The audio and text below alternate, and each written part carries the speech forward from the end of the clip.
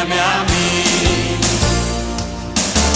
Y por todo el mundo y predicar el Evangelio a toda criatura. ¿Y quién irá? ¿Quién por nosotros hablará? Heme aquí, Señor, envíame a mí.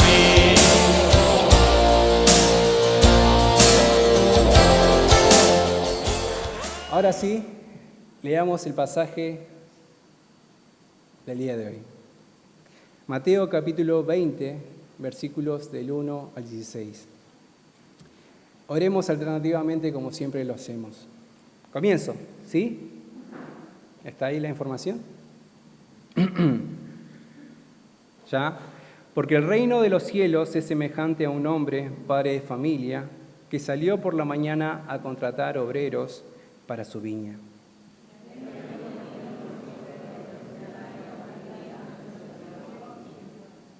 Saliendo cerca de la hora tercera del día, vio a otros que estaban en la plaza desocupados.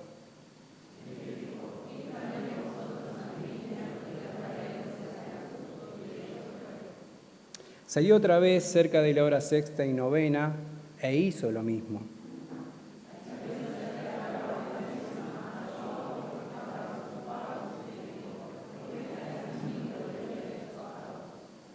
Le dijeron, porque nadie nos ha contratado. Él les dijo, id también vosotros a la viña y recibiréis lo que sea justo.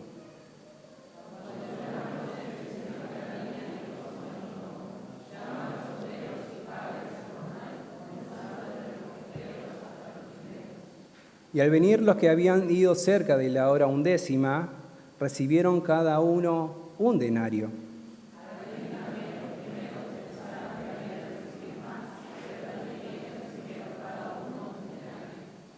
Y al recibirlo, murmuraban contra el padre de familia.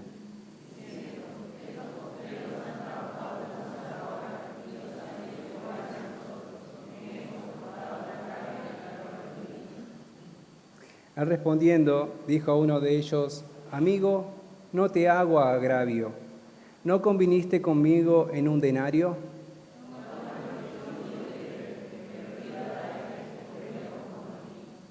¿No me es lícito hacer lo que quiero con lo mío? ¿O tienes tú envidia porque yo soy bueno?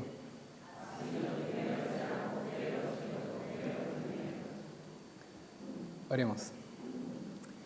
Señor, te damos muchísimas gracias por esta hermosa mañana, por las hermosas canciones que nos permitiste cantar, adorándote por todo lo grande que sos, en especial por tu gran amor, por tu gran misericordia que nos buscaste cuando nosotros más lo necesitábamos.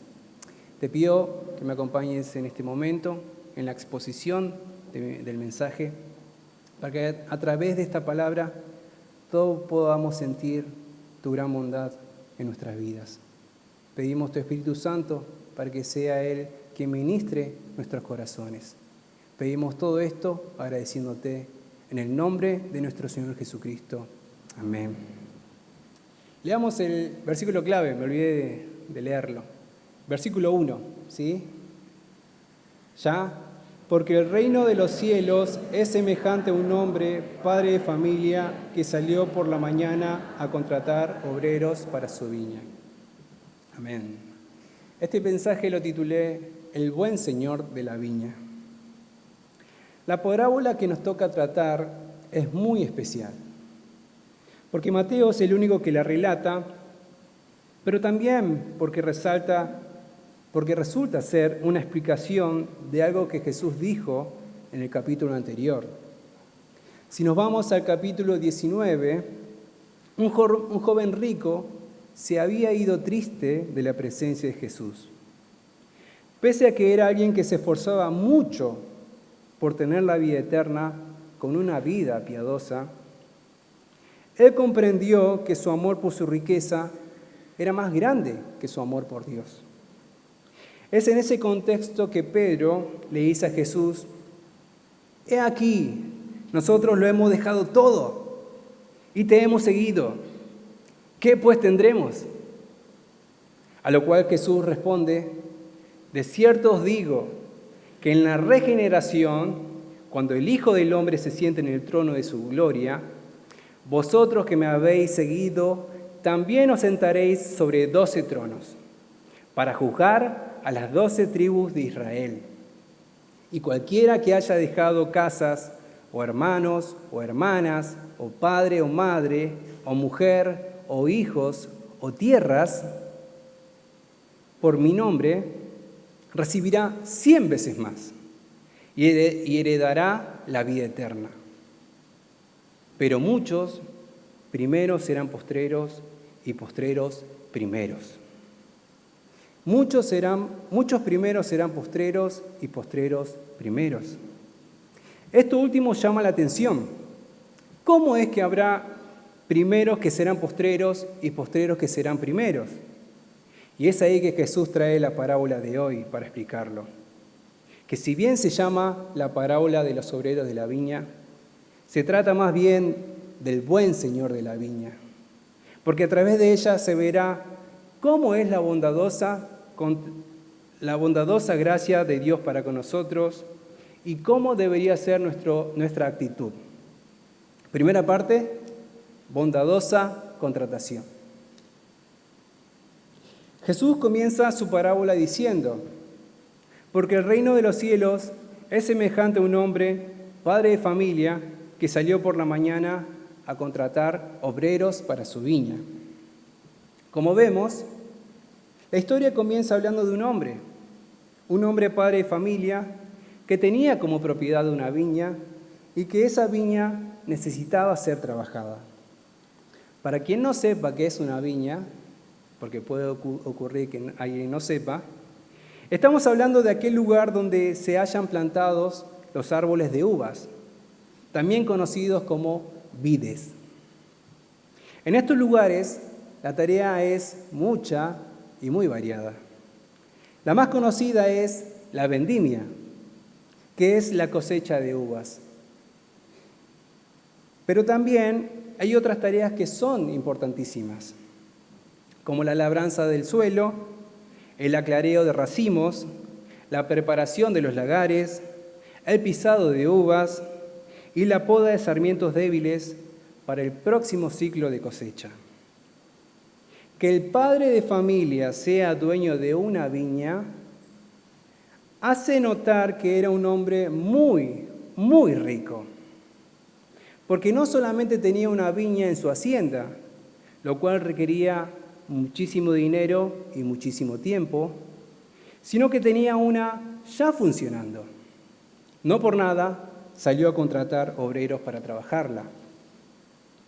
Si el reino de los cielos se asemeja a esto, entonces podemos decir que Dios es aquel padre de familia que posee su valioso reino como propiedad, conseguido por un precio muy caro, como lo fue el sacrificio de su propio Hijo, y en donde hay mucho para hacer.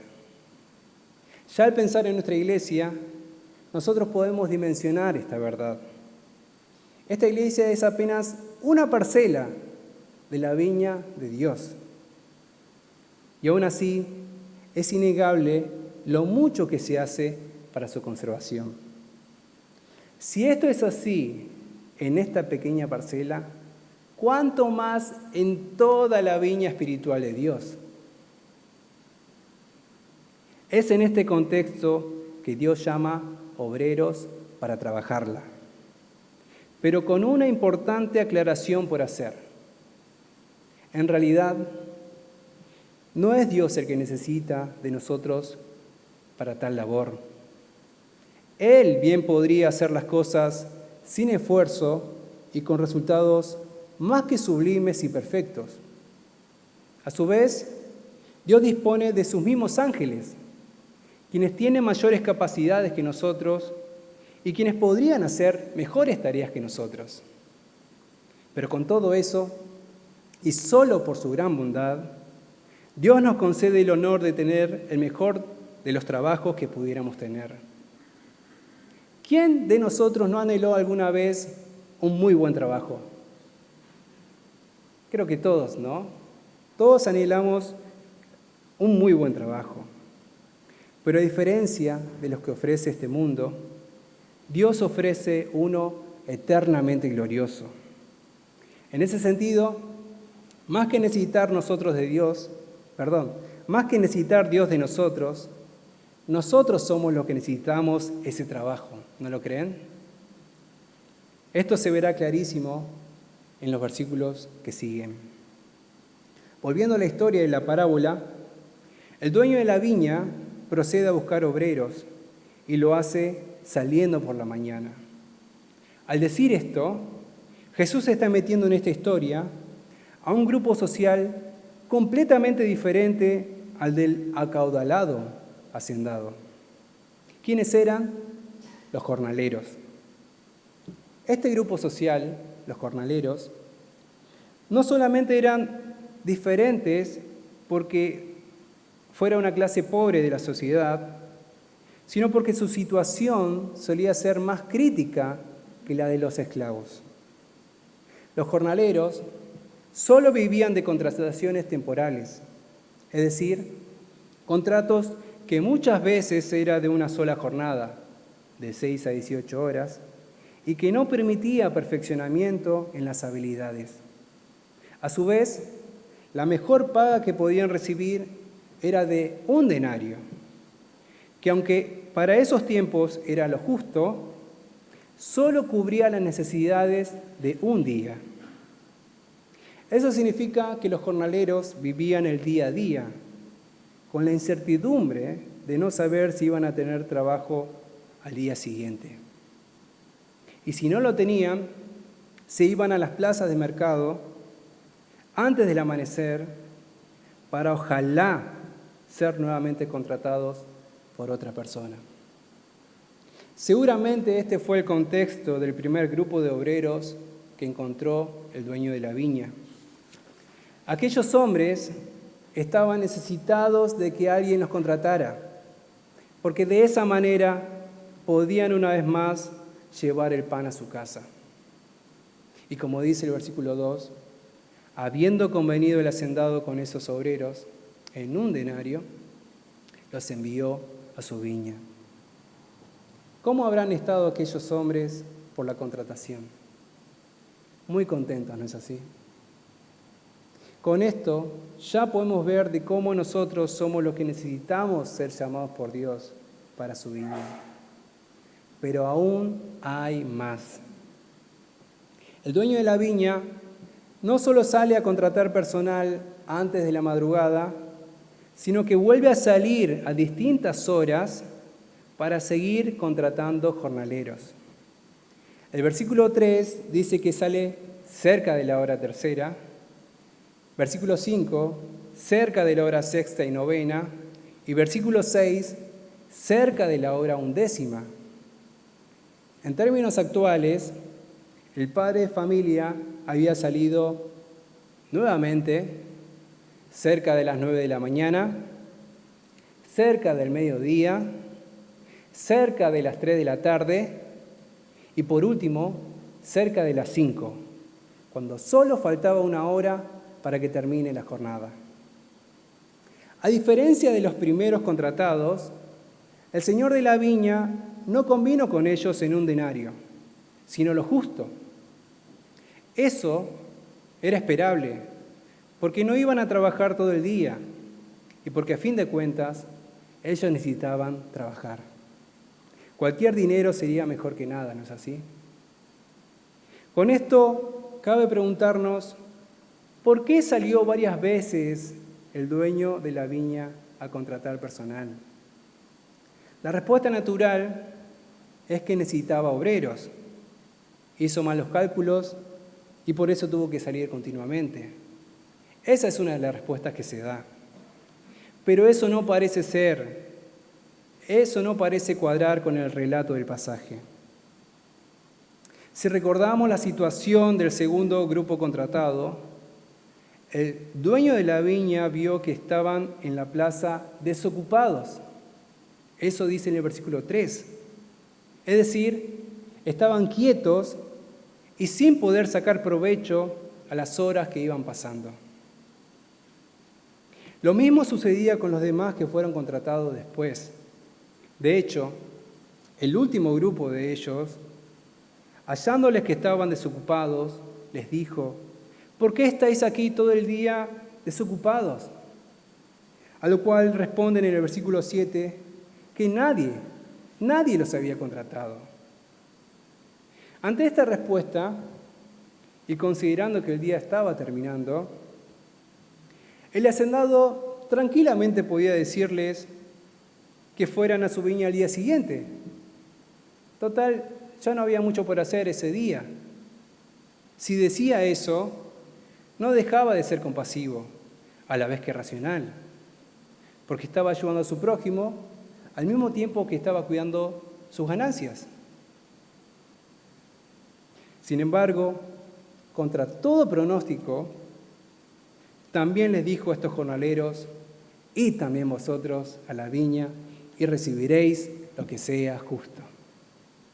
Con esto queda de manifiesto la gran generosidad del dueño de la viña y por ende su bondadosa contratación. Si él salía a distintas horas del día para contratar obreros, más que por una necesidad de él, era por una necesidad de ellos. De otro modo, su situación, incluidos los primeros contratados, sería la de ser desocupados y sin posibilidad de proveer algo para sus familias.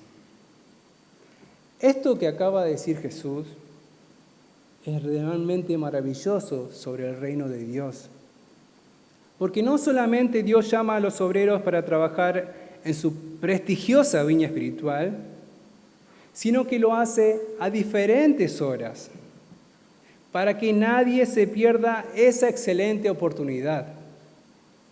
Algunos los contrata a temprana edad de la preadolescencia o adolescencia.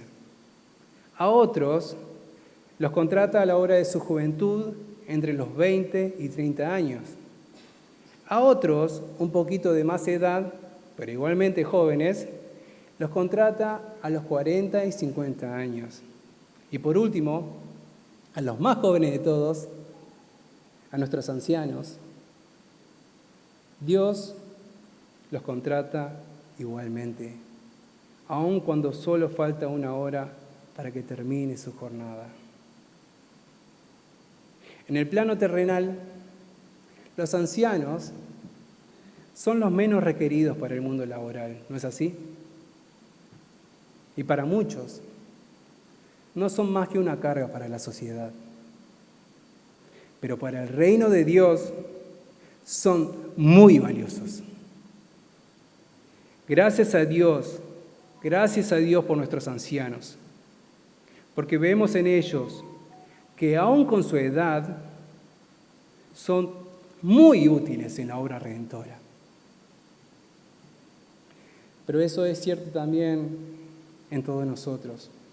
En realidad, todos los que fuimos llamados por Dios para trabajar en su viña, somos muy dichosos. Sin duda alguna, todos los obreros de Cristo somos dichosos, porque sea cual sea la edad en la que fuimos contratados, si Dios no lo hubiera hecho, en este momento nosotros no estaríamos en este lugar. Y solamente estaríamos sin la posibilidad de trabajar por la comida que a vida eterna permanece. ¿Lo crees así? Gloria a Dios por llamarnos a su viña. Ahora, sé también que hay personas en este lugar que todavía no fueron contratados. Todavía no fueron contratados por Dios. No sé cuál sea tu edad, pero el Señor de la viña te está llamando a través de esta palabra. Él te pregunta: ¿por qué estás todo el día desocupado? Aunque el mundo te diga que no podés aportar nada para la sociedad, Dios te considera muy útil. Y es más, el trabajo que te ofrece es el mejor que existe. ¿Cuál va a ser tu respuesta?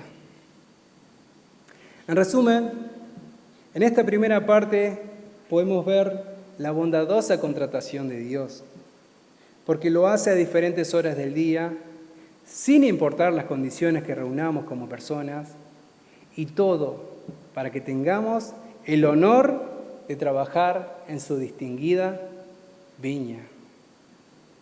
Ahora, no todo termina ahí.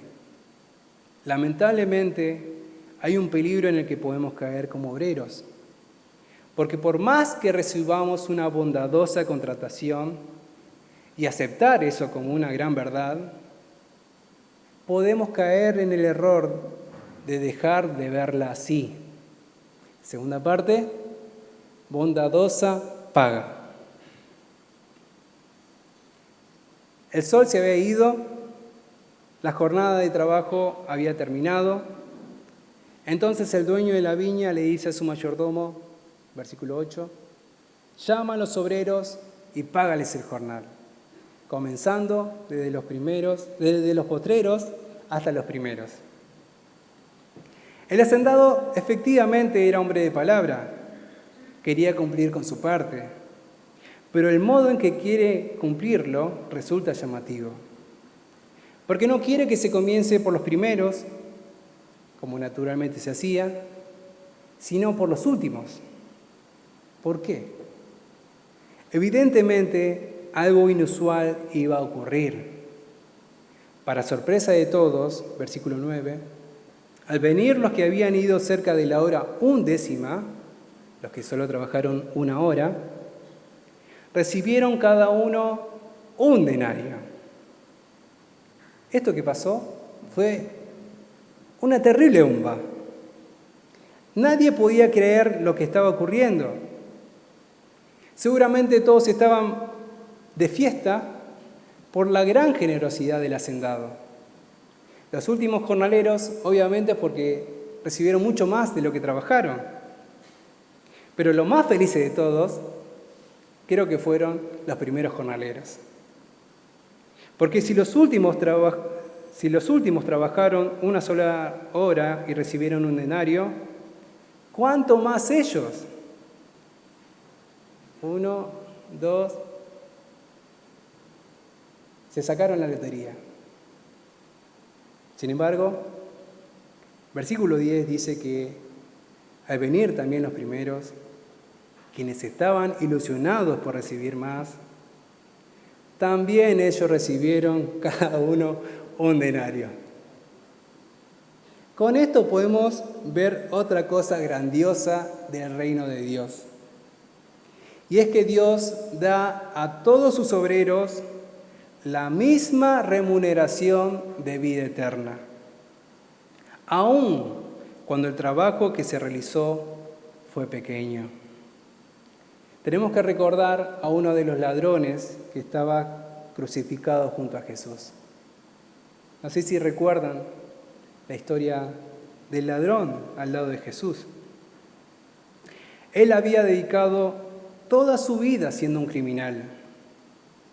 Es más, en el mismo lecho de su muerte había insultado a Jesús. No obstante, en un momento dado, sus ojos espirituales fueron abiertos. Y al ver que el otro ladrón seguía insultando a Jesús, le reprendió diciendo, ¿ni aún temes tú a Dios estando en la misma condenación? Nosotros a la verdad padecemos porque recibimos lo que merecieron nuestros hechos. Mas éste ningún mal hizo. Y dijo Jesús, acuérdate de mí cuando vengas en tu reino. No se puede negar que lo que hizo el ladrón fue milagroso. Había reconocido su pecado y su merecida condenación, lo mismo que la inocencia de Jesús, su reinado y su segunda venida. Hasta predicó al otro ladrón, ¿no? Pero ¿cómo eso iría a compensar toda la vida que desperdició para el delito? ¿Qué clemencia podría alcanzar ese ladrón con solo su confesión de fe? Aún así, y con toda su autoridad, Jesucristo le dijo, de cierto te digo, que hoy estarás conmigo en el paraíso. Con esto se hace notorio algo muy importante. El reino de Dios no funciona como el reino de este mundo. Los negocios de esta tierra se mueven en base a las ganancias. Y si bien contratan trabajadores, lo hacen en base a esas ganancias. Nadie contrata para perder. Pero eso no es lo que ocurre con el reino de Dios. Él no persigue su propio beneficio a costa nuestra. Más bien, Él es el que en su bondad persigue nuestro beneficio a costa suya. Él fue quien entregó a su unigénito a la muerte para nuestra salvación. Y no sin antes vivir una vida perfecta para que su trabajo sea considerado nuestro. Por eso no importa cuán poco haya sido el trabajo que el hombre haga por Dios para su salvación, debido a que el trabajo ya lo hizo Cristo. Amén. A todo esto, alguien podría decir, sí, todo muy bonito, pero eso no quita que se está haciendo injusto con el que trabajó más. Y eso es entendible. Si volvemos a la parábola, esa fue justamente la reacción de los primeros jornaleros. Aunque habían comenzado muy felices, terminaron furiosos.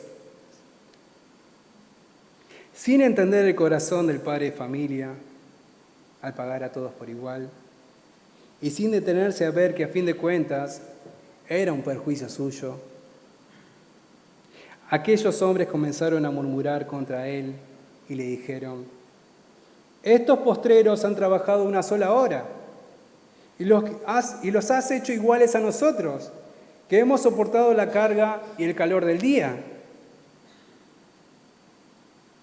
¿Tenían razón? La protesta de estos hombres era totalmente entendible. ¿Cómo puede ser que los últimos obreros reciban lo mismo con apenas un poco de trabajo? ¿Cómo puede haber igualdad cuando el esfuerzo que tuvieron los primeros fue mucho mayor? ¿Qué se puede responder ante estas preguntas? En ese sentido, parece ser cierto que el señor de la viña estaba siendo injusto, pero ¿lo era? Es ahí entonces que el hacendado procede a responderles cosas muy importantes.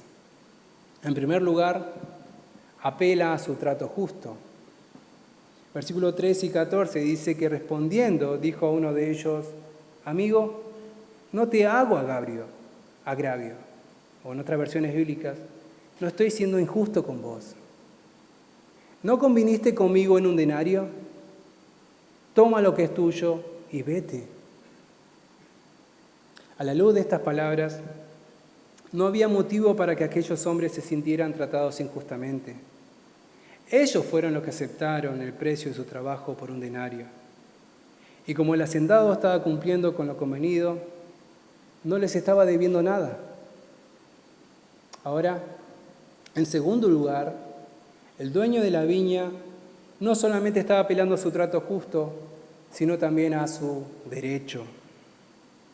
Al mirar a los últimos jornaleros, él continuó diciendo: pero quiero dar a estos postreros como a ti. ¿No me es lícito hacer lo que quiero con lo mío? Desde luego, el hacendado tenía razón. Si el dinero era suyo, podía disponer de él como quisiese. Si él quería regalarlo, ¿quién podría impedírselo? Pero ¿saben una cosa? Todo esto que decía el dueño de la viña, ya lo sabían aquellos hombres. A ellos les parecía justo que la paga fuese un denario. Y vieron también con buenos ojos que los postreros reciban el denario, porque esperaban más. Por eso el dueño de la viña finaliza señalando el problema que tenían ellos. Versículo 15b dice: ¿o tienes tú envidia porque yo soy bueno? ¿O tienes tú envidia porque yo soy bueno? Envidia. Este era el problema de los primeros jornaleros. No era su sentido de justicia, sino su envidia.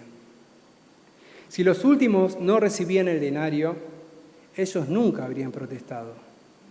Y si estos recibían el mayor dinero que pensaban recibir, tampoco.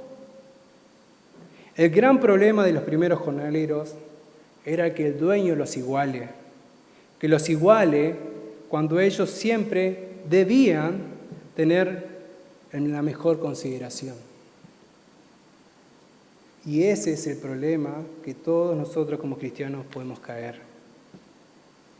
Obviamente no estoy hablando de enojarnos porque una persona reciba la vida eterna a una edad tardía.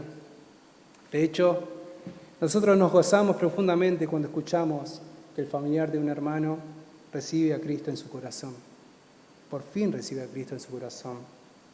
Glorificamos a Dios por ese milagro y rogamos también porque nuestros familiares también lo reciban. Pero en otro plano de nuestras vidas, nosotros podemos caer en la envidia como los primeros jornaleros. Y eso sucede cuando vemos que otros con menos años en la fe que nosotros, o menos años en la iglesia, reciben consideraciones que a nosotros nos costó conseguir, o que directamente no tenemos. En esos momentos podemos caer en el error de decir en nuestro corazón, ¿cómo puede ser que esta persona reciba esto en tan poco tiempo? ¿Cómo puede ser que lo haga sin haber soportado la carga y el calor del día como yo? Eso es injusto. El problema de este razonamiento es justamente la sobreestimación que le damos a nuestro servicio. Es decir, pensar que nuestro esfuerzo es diferente, especial o mayor que el de otros, a tal punto que merecemos un reconocimiento mejor que ellos. Esto era lo que estaba detectando Jesús cuando Pedro le dijo, «He aquí nosotros lo hemos dejado todo y te hemos seguido. ¿Qué pues tendremos?» Cuidado, mucho cuidado con esta forma de pensar. No podemos pretender un trato distintivo para nuestro esfuerzo mayor. Antes, deberíamos tener la actitud que nos enseñó Jesucristo. Lucas 17:10, Él dijo, «Cuando hayáis hecho todo lo que os ha sido ordenado, decid, siervos inútiles somos, pues lo que debíamos hacer, hicimos». En realidad, no hay razón para enorgullecernos de nuestro servicio. Lamentablemente, no siempre damos el máximo esfuerzo, y si lo damos, es solo lo que debíamos hacer. Siervos inútiles somos. Pero a todo esto tenemos que añadir una cosa más, porque todavía no respondimos de por qué a veces Dios da un trato desigual. Antes que nada, tenemos que ser conscientes que no podemos exigir a Dios que sea justo con nuestra causa, porque si pidiéramos justicia, en este momento no estaríamos vivos. Jeremías 3:22 dice, por la misericordia de Dios, solo por la misericordia de Dios, no hemos sido consumidos, porque nunca decayeron sus misericordias. Pero más allá de eso, si nuestro hermano en la fe nos está igualando o superando en reconocimiento, nosotros tenemos que recordar que Dios es soberano de su gracia. Así como sucedió así como le pasó al dueño de la viña, Dios tiene derecho de hacer lo que quisiera con su gracia. Si a uno da abundante gracia para una obra en particular en poco tiempo, por algo es. Dios mejor que nadie sabe cómo gestionar sus recursos. Pero entre estas razones, quizás también se encuentra la disciplina de nuestro corazón. Así como el hacendado quiso que los últimos reciban primero su paga, porque de esa manera los primeros lo iban a ver, del mismo modo a veces Dios permite que vivamos situaciones similares para que veamos con qué corazón servimos. Por tanto, sea cual sea la razón por que haya bendiciones especiales, tenemos que someternos a los designios de Dios con confianza y ser agradecidos por la gran bendición de vida eterna que hemos recibido, porque esa bendición eterna supera con creces todo lo que nosotros pudiéramos hacer. En consecuencia, no sirvamos considerando que estamos haciendo mérito para recibir algo especial. Tampoco menospreciemos a otros cuando son ellos los que lo reciben. Menos aún murmuremos contra Dios pensando equivocadamente que una gracia a otros significa una injusticia para nosotros. Porque de esa manera, porque así, versículo 16, así los primeros serán postreros y los postreros primeros. Conclusión. En esta palabra pudimos aprender que todos nosotros nos encontrábamos desocupados en la plaza del mundo y que fue Dios quien bondadosamente vino a contratarnos. No solamente para hacernos obreros en su distinguida viña, sino también para darnos su bondadosa remuneración de vida eterna, aun cuando nuestro esfuerzo haya sido nulo. Ahora bien, esta palabra también señala que esa felicidad puede transformarse en queja. Y eso sucede cuando hacemos de nuestro esfuerzo la autojusticia. Porque a través de eso podemos pretender más para nosotros o menos para otros. Y de esa manera, siendo primeros, seremos postreros. No olvidemos que si hemos recibido la inmensa gracia de Dios en nuestras vidas, no fue por algo que hiciéramos nosotros, sino solo por su increíble bondad para con nosotros. En ese sentido, no hay ninguna razón para compararnos. Más bien, con corazón agradecido, digamos como Pablo, por la gracia de Dios soy lo que soy. Amén. Oremos.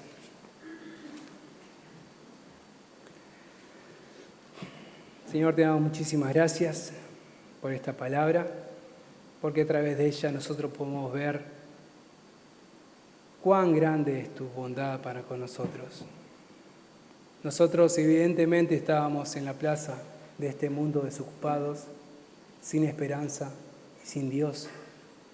Sin embargo, viniste a nuestras vidas para darnos el privilegio de trabajar en tu viña celestial y para hacerlo y para que lo hagamos con mucho gozo. Al mismo tiempo, nos diste la promesa de darnos la mejor remuneración que podríamos recibir, la mejor paga que es la vida eterna. Por tanto, Señor, nos llamás a todos nosotros a ser personas agradecidas, personas que sirven con corazón de adoración y sin caer en el error de compararnos con otros porque reciban más. La verdad, tenemos más que suficiente para sentirnos gozosos y ayúdanos, Señor, a poder trabajar en tu viña con ese corazón. Ayúdanos, Señor, a todos nosotros porque somos personas muy débiles que incluso sin darnos cuenta podemos caer en la envidia. Somos tranquilamente personas que se autojustifican diciendo que en realidad reclamamos lo justo, pero en realidad es envidia. Muchas gracias, Señor, por tu palabra, por tu dirección para nuestro servicio. Y danos, Señor, a hacer tu voluntad como fieles obreros de tu viña. Pedimos todo esto agradeciéndote en el nombre de nuestro Señor Jesucristo. Amén. Envíame a mí ir por todo el mundo y predicar el evangelio a toda criatura. ¿Y quién irá que por nosotros hablará? enséñame a mí.